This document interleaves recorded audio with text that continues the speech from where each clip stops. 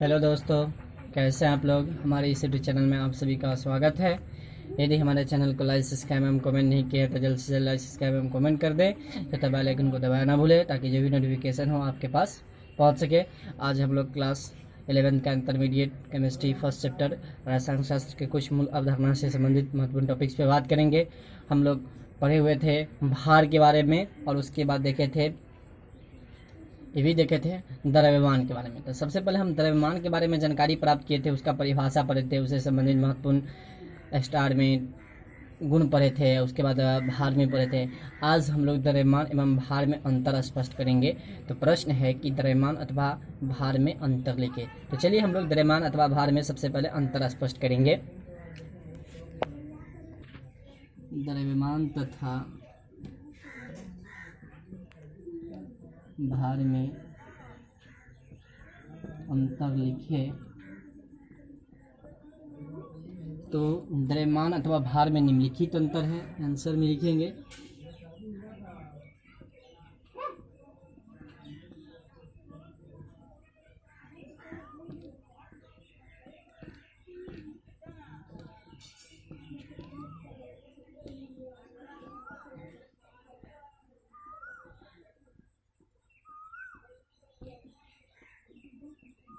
और इसके बाद क्या करते हैं, इसे दो पार्ट्स में विभाजित कर देते हैं। द्रव्यमान भार। सबसे पहले लिखेंगे द्रव्यमान में कि द्रव्यमान को कैपिटल एम से सूचित किया जाता है जबकि भार को डब्ल्यू से सूचित किया जाता है। इसे संक्षेप में एम से सूचित किया जाता है। इसे संक्षेप में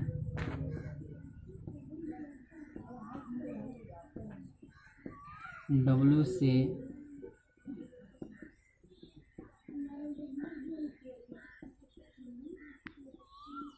सूचित किया जाता है। पहला नंबर तो हो गया। अब बच्चों देखेंगे कि द्रव्यमान अदिश राशि है जबकि भार एक सदिश राशि है। यह एक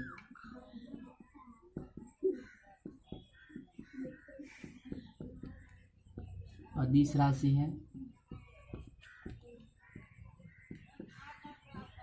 यह एक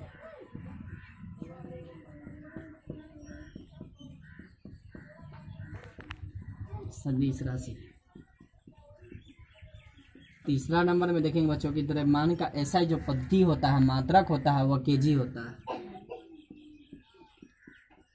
इसका ऐसा ही मात्रक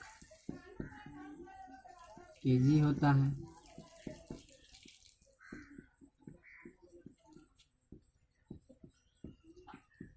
इसका ऐसा ही मात्रक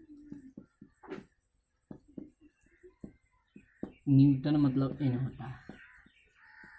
बच्चों द्रव्यमान को दंड तुला से मापा जाता है जबकि भार को कमिंदार तुला से मापा जाता है।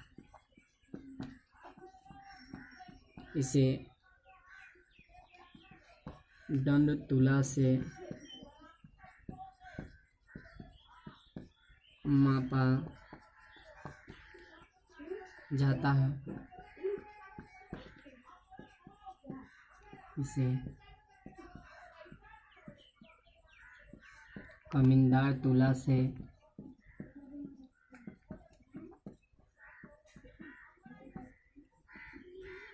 मापा जाता है। पांचवा नंबर में द्रव्यमान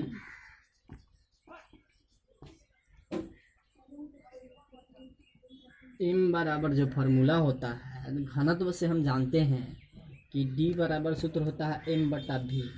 तो m का मान निकालेंगे तो आ जाएगा d गुना v मतलब घनत्व गुना वॉल्यूम मतलब आयतन। यह जो मान होगा d गुना v के बराबर होगा। जबकि भार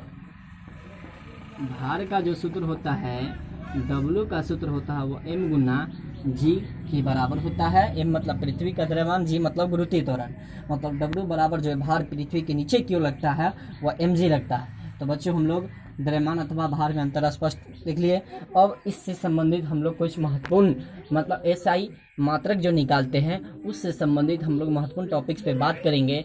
जैसे में पहला नंबर पे आ जाता है आयतन, दूसरा नंबर पे आ जाता है घनत्व, तीसरा नंबर पर आ जाता है ताप, चौथा नंबर पर आ जाता है ऊष्मा। तो बारी बारी से सब के बारे में हम लोग जानकारी प्राप्त करेंगे।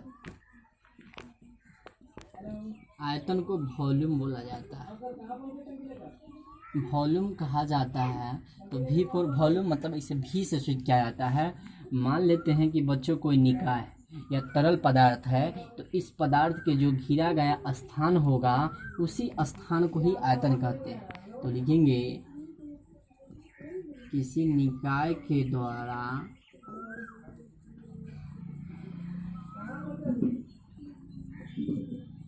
घिरे गए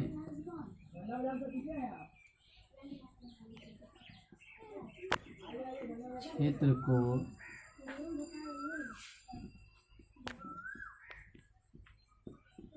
आयतन कहते हैं। इसे सेंटीमीटर क्यूब या डेमी सेंटीमीटर क्यूब मात्रकों के द्वारा व्यक्त किया जाता है।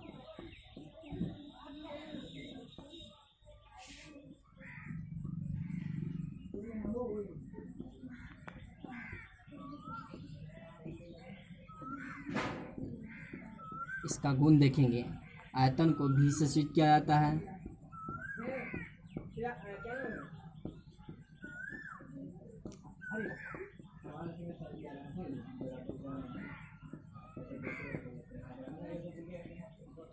दूसरा नंबर पे देखेंगे कि आयतन का जो मात्रक होता है, जैसे कहते हैं कि आयतन घनाभ का जो आयतन होता है लंबाई गुना चौड़ाई गुना ऊंचाई।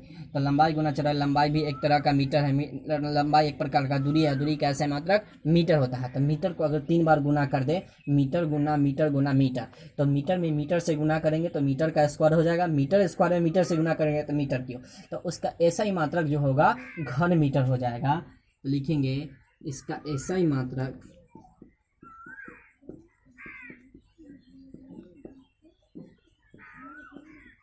घन मीटर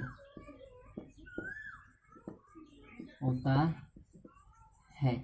दूसरा नंबर पे बच्चों हम देखेंगे घनत्व। घनत्व को डेंसिटी बोला जाता है, मतलब इसे डी से सूचित करते हैं। मान लेते हैं कि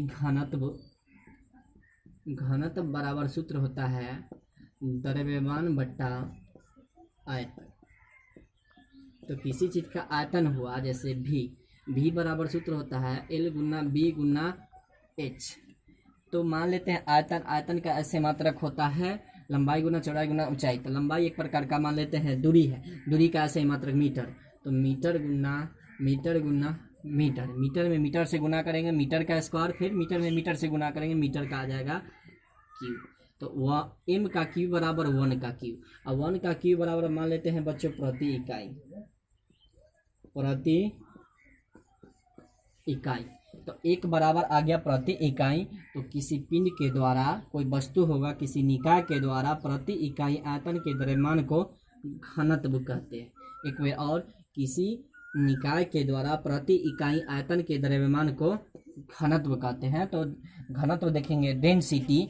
तो डेंसिटी आता है, मान लेते हैं कोई वस्तु है या निकाय है या पिंड है, तो किसी निकाय के द्वारा प्रति इकाई आयतन के द्रव्यमान को घनत्व कहते हैं। घनत्व को डी से सूचित करते हैं। इसका ऐसा ही मात्रक होता है केजी मीटर प्रति क्यूब, या एक अदिश राशि है। तो बच्चों देखेंगे घनत्व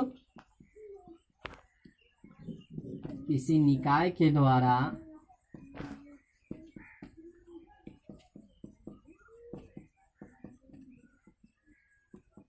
प्रति इकाई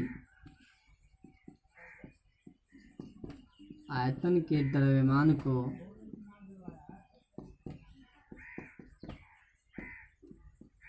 घनत्व कहते हैं। घनत्व का पहला नंबर देखेंगे, घनत्व मतलब डेंसिटी, इसे डी से सूचित किया जाता है।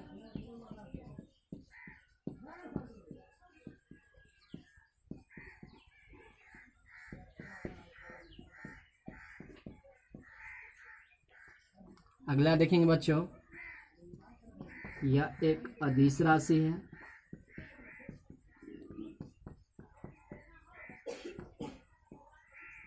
अगला स्टार देखेंगे, इसका SI मात्रक केजी मीटर प्रति क्यू या केजी मीटर प्रति घन मीटर होता है। अगला देखिए फॉर्मूला, घनत्व बराबर जो सूत्र होगा वह होगा द्रव्यमान बटा आयतन। तो मान लीजिए द्रव्यमान बटा आयतन, घनत्व मतलब V और द्रव्यमान मतलब मास, इसको M मान लेते हैं। V फॉर आयतन मतलब वॉल्यूम। मतलब एक सूत्र आ गया, रिलेशन आ गया कि द्रव्यमान घनत्व बराबर द्रव्यमान बटा आयतन, या D का मान होगा M बटा V के बराबर। अब हम लोग नेक्स्ट टॉपिक के बारे में बात करेंगे, जो ताप होगा, जिसको हम लोग टेम्परेचर मतलब इसे T से सूचित करते हैं। तो जैसे कोई भी ताप होता है, अगर हम ताप जब तक भोजन हम बनाते हैं, जब तक उसको हम ताप नहीं देंगे, हीट नहीं देंगे, वह भोजन नहीं बन सकता है। तो ताप एक उष्णता की कोटि का माप होता है। उसकी ताप जैसे मतलब कोई चीज़ को हम गर्म करते हैं तो वह उष्णता मतलब उष्मा देना पड़ता है, तभी जाके भोजन बनता है। तो ताप एक उष्णता की कोटि का माप होता है। तो किसी भी पदार्थ के द्वारा या पिंड के द्वारा उष्णता की कोटि के माप को उस वस्तु की ताप कहलाता है, या उस पिंड का वह ताप कहलाता है। या सामान्य तौर पर परिभाषा कहा जा सकता है कि ताप जो होता है किसी उष्णता की कोटि के माप को ताप कहते हैं। ताप को T से सूचित किया जाता है और इसका SI मात्रक जो होता है केल्विन। और सामान्य तौर पर ताप को 3 स्थितियों में माप दिया जाता है। पहला फ़ारेनहाइट, डिग्री सेल्सियस और केल्विन में ताप को मापा जाता है। तो देखेंगे बच्चों कि किसी पिंड के उष्णता की कोटि के माप को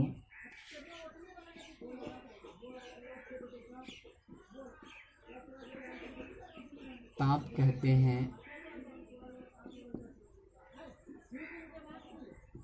ताप को डिग्री सेल्सियस,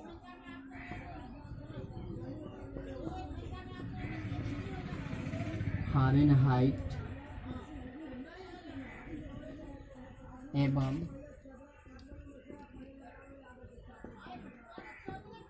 केल्विन में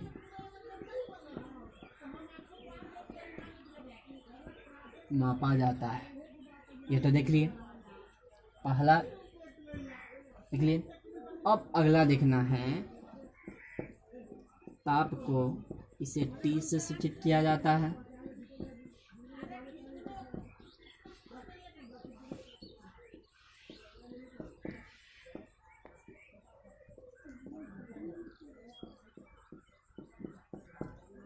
इसका SI मात्रक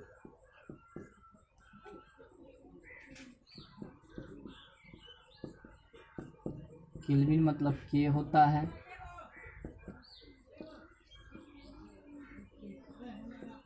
अगला जो देखेंगे, मान लेते हैं, देखेंगे 11th का चैप्टर नंबर 1। जैसे ताप को मान लिए कि डिग्री सेल्सियस, फ़ारेनहाइट और केल्विन में मापा जाता है, तो मापन पर आधारित ताप मापी दिखा साधारण सेल्सियस को 0 से 100 डिग्री सेल्सियस तक अंकित किया जाता है। तो नोट नंबर पहला मान लेंगे,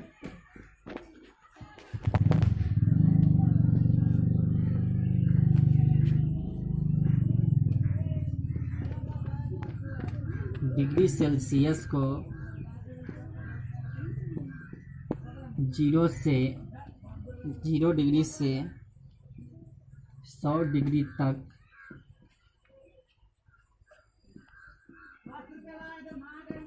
अंशांकित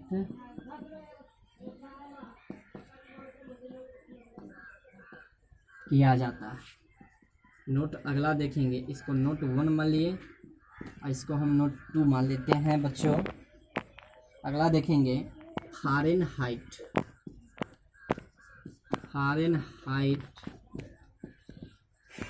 पैमाने को 32 फ़ारेनहाइट से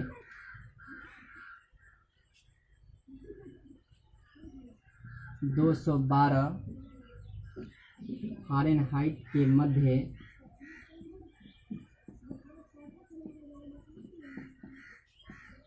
अंकित किया जाता है। नोट नंबर 3 मान लेते हैं।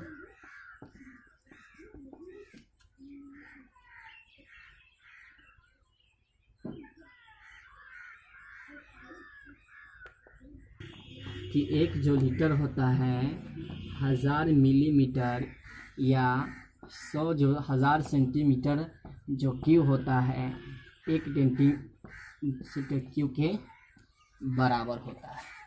तो यहाँ नोट में देखिए, पहला डिग्री सेल्सियस को 0 से 100 तक अंकित किया जाता है। जैसे पारा होता है उस पर 0 से लेकर 100 डिग्री सेल्सियस के बीच अंकित किया जाता है। दूसरा हुआ फ़ारेनहाइट, पैमाने को 32 फ़ारेनहाइट से 212 फ़ारेनहाइट तक अंकित किया जाता है। जबकि केल्विन आ जाता है तो केल्विन को 0 से लेकर 373 केल्विन तक अंकित किया जाता है। तो 1 लीटर बराबर बच्चों मान लीजिए 1000 मिलीमीटर या 1000 सेंटीमीटर की बराबर 1 डेमी सेंटीमीटर क्यूब के बराबर होता है। अब हम लोग इसी से नेक्स्ट टॉपिक मतलब डिग्री सेल्सियस और फ़ारेनहाइट से संबंधित हम लोग नेक्स्ट टॉपिक के बारे में बात करेंगे। और सी के बीच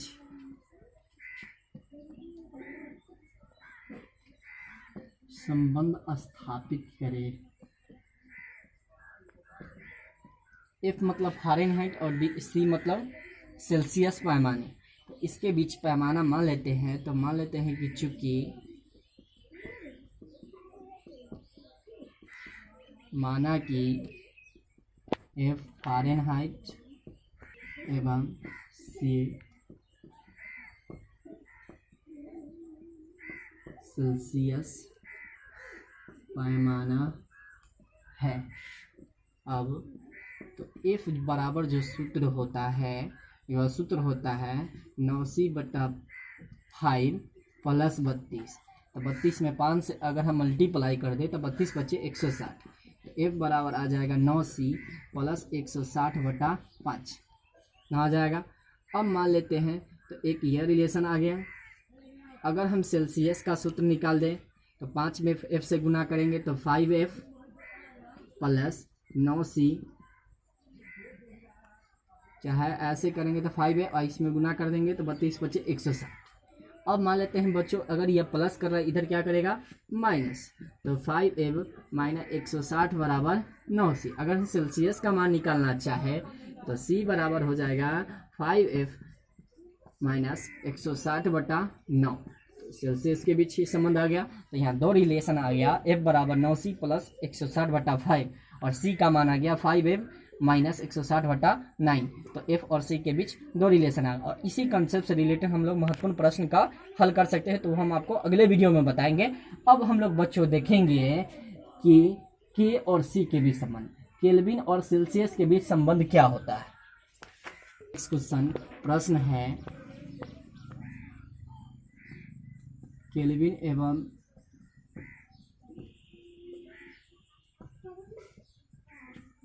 सेल्सियस के बीच संबंध निकाले। तो केल्विन मतलब के और सेल्सियस मतलब सी। तो मान लेते हैं, माना कि केल्विन के एवं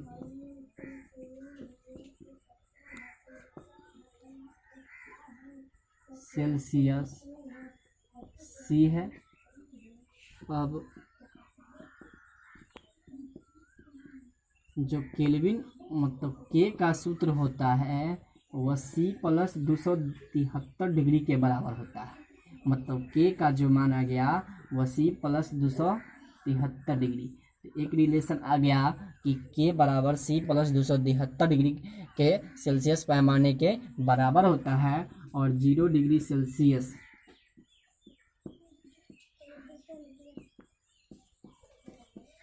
के ताप पर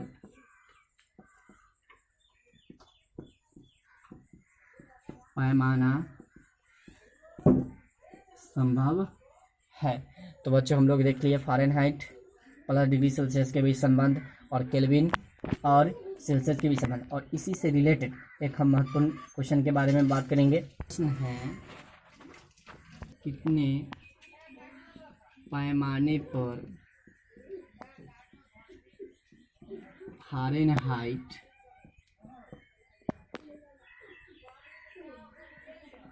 एवं सेल्सियस का फ़ारेनहाइट एवं सेल्सियस का मान समान होता है। तो मान लेते हैं, माना कि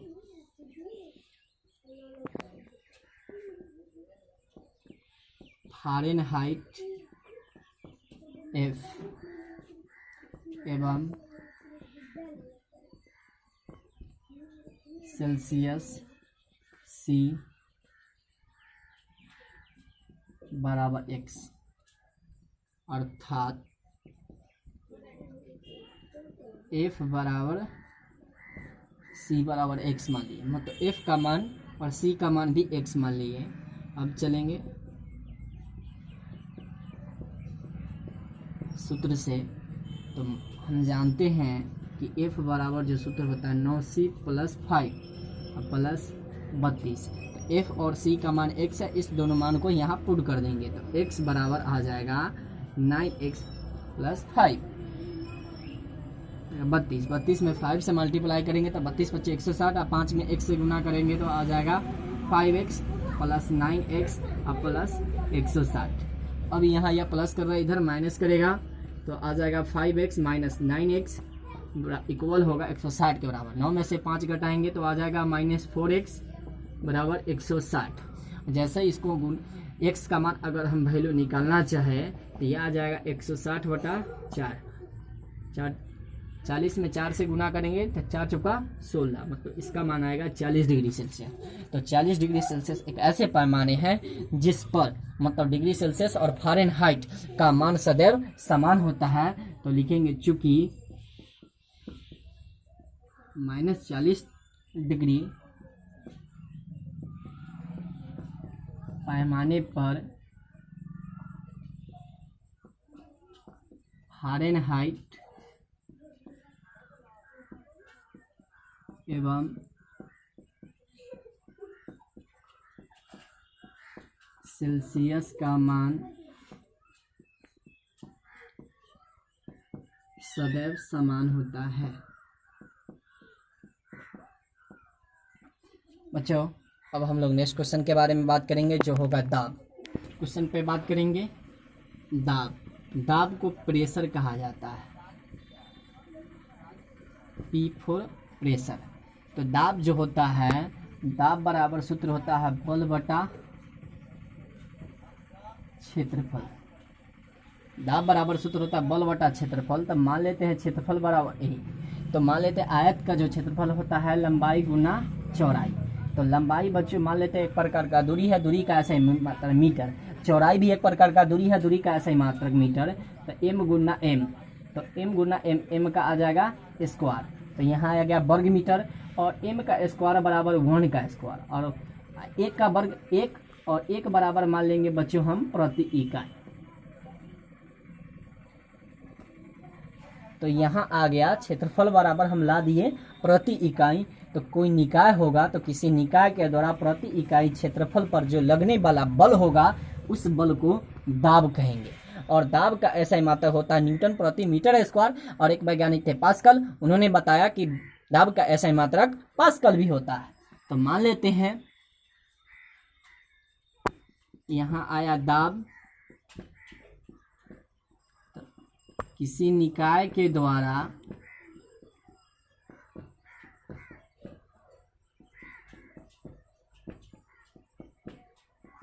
प्रति इकाई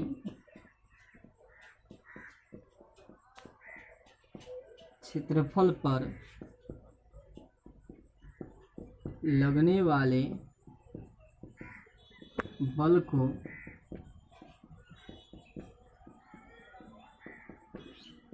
दाब कहते हैं। स्टार में मान लेते हैं इसे P से सूचित किया जाता है।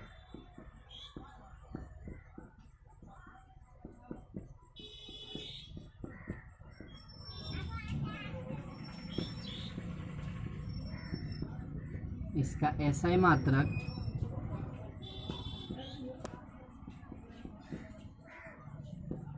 पास्कल 1 PA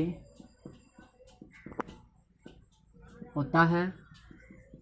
अब मान लेते हैं बच्चों जो दाब होगा PA बराबर वह बल बटा क्षेत्रफल, बल तो बल मान लेते हैं F मतलब न्यूटन मतलब N, और क्षेत्रफल बराबर मान लेते हैं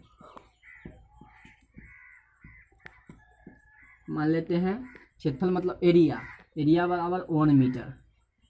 इतना तो आ गया। अब यह जो मान आ जाएगा P बराबर F बटा A के बराबर, मतलब दाब बराबर बल बटा क्षेत्रफल, और P का मान यह F बटा A, F मतलब फोर्स, A मतलब एरिया, फोर्स मतलब बल, एरिया मतलब क्षेत्रफल। तो इतना बराबर तो इतना आ गया। तो अगर हम 1 पास्कल का मान निकालना चाहे तो यह 1 न्यूटन बटा 1 मीटर स्क्वायर के बराबर होगा। जैसे ही इसको अगर हम तोड़ना चाहे तो 1 जो पास्कल का मान होगा 1 न्यूटन प्रति वर्ग मीटर के बराबर होगा।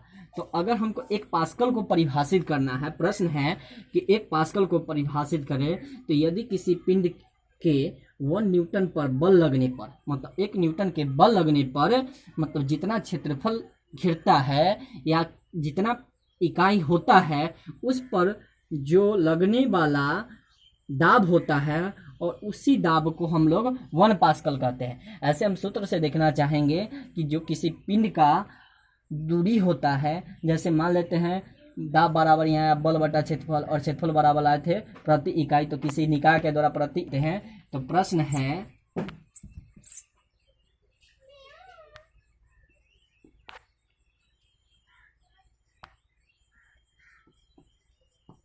एक पास्कल को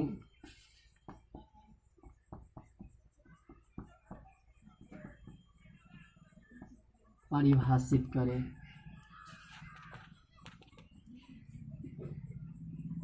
तो आंसर में लिखेंगे किसी पिंड के द्वारा 1 न्यूटन मतलब 1 पर बल लगने